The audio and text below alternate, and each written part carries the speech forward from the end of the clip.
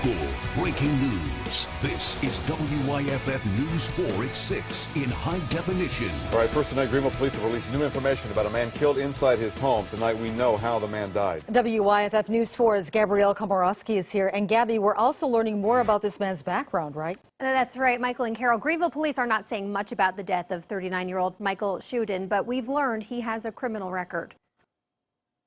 This house on Keith Drive in Greenville is the scene of a homicide. The Greenville County coroner says someone found 39-year-old Michael Shuden in his bedroom Thursday afternoon around 4. He'd been shot in the head and chest, and he died at the scene. Neighbors on Keith Drive did not want to talk on camera, but told us Shuden and his girlfriend lived at the home.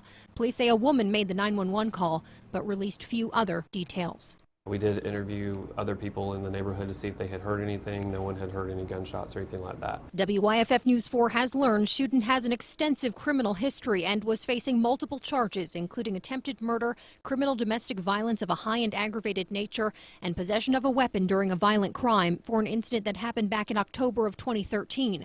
In this case, police say they have no suspects. We did get a couple questions about that from the neighborhood residents, if there was a concern for the community or the neighborhood, and we don't think that there is. Well, I did ask Officer Bragg why they don't believe the public is at risk if they don't have any suspects in this case. All he would say is because the murder happened inside the home. If you have any information, you are asked to call Greenville Police. Carol. Gabby, thank you. Clemson University tells us there's been a change in leadership for student affairs. Vice President Gail DiSabatino is no longer with the school. The announcement was made on Tuesday. She had been with the school for 8 years. We talked with Gail DiSabatino back in September. We were working on a story about Greek-like life activities.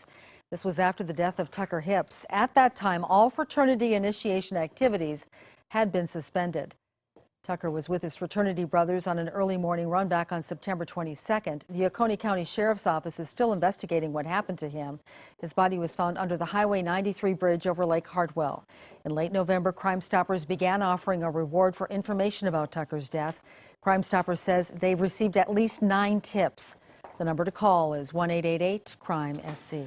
A medical condition, not alcohol, is now being blamed for the crash that killed a husband and wife in Oconee County 3 months ago. WYFF News 4's Mandy Gaither is live and local on the story. She is in our Anderson newsroom tonight. Mandy, it's called lactic acidosis, right?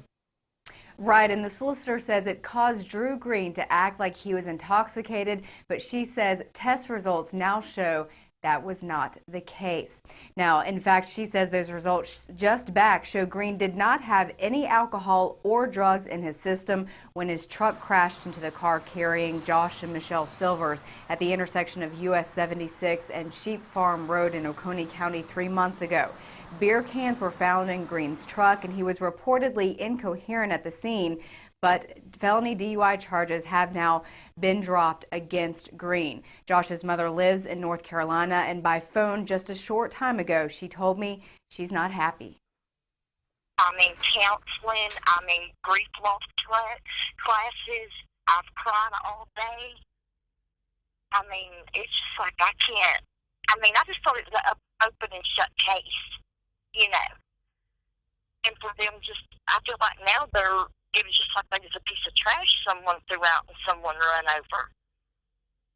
It breaks my heart. In this case, based on the defendant's medical condition, there were no other charges that we could pursue. Now, Solicitor Adams told me that Green was so confused after the crash, he even told troopers he had been drinking, but she says those test results prove otherwise.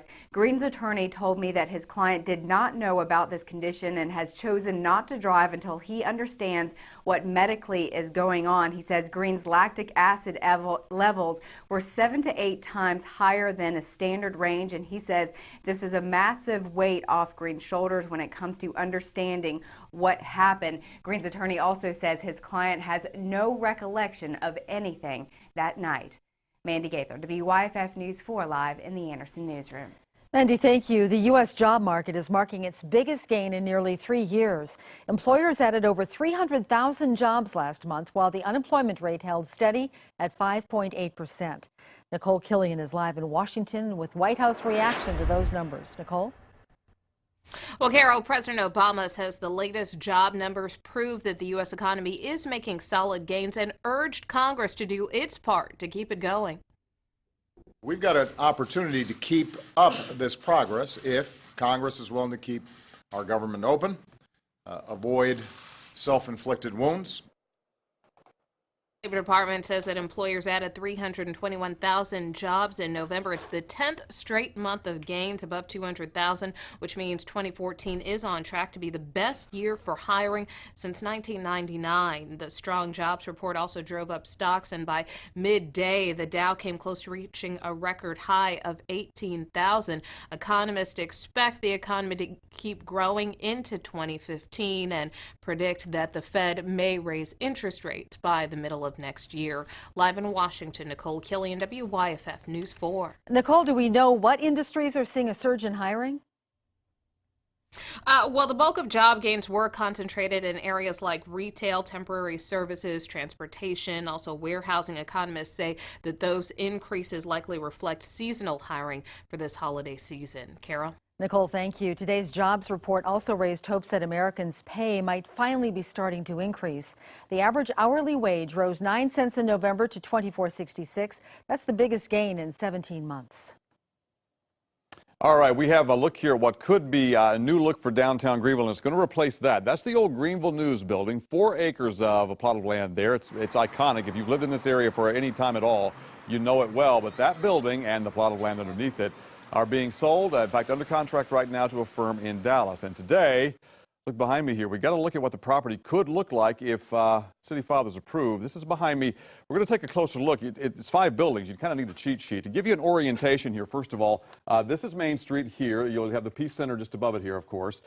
First of all, the hotel. We don't know the brand just yet, but it's going to be good size, 140 rooms right there along Main Street.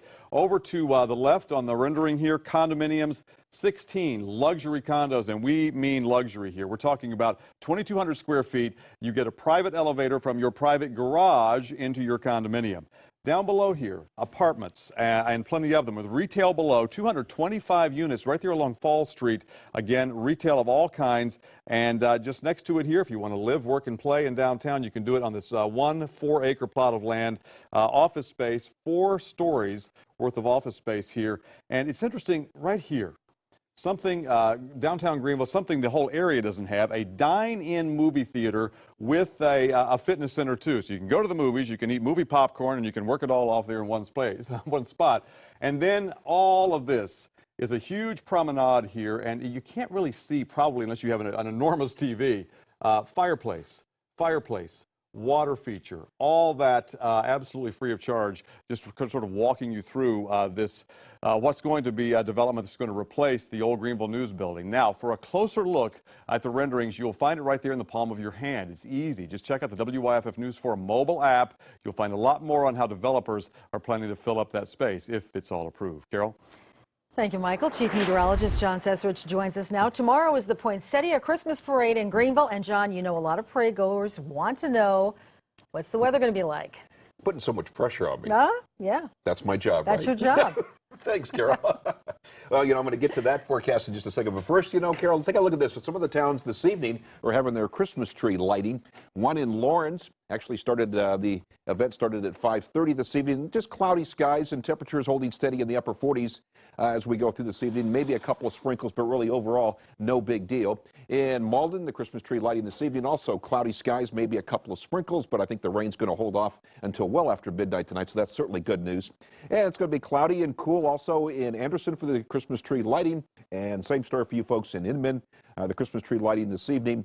Cloudy skies, maybe a sprinkle or two, some patchy fog, but really no big deal. Now to the downtown Greenville, the Christmas parade starts at 6 o'clock tomorrow evening, goes until 7:30. Maybe a few leftover isolated showers, otherwise partly cloudy to mostly cloudy skies through most of the parade.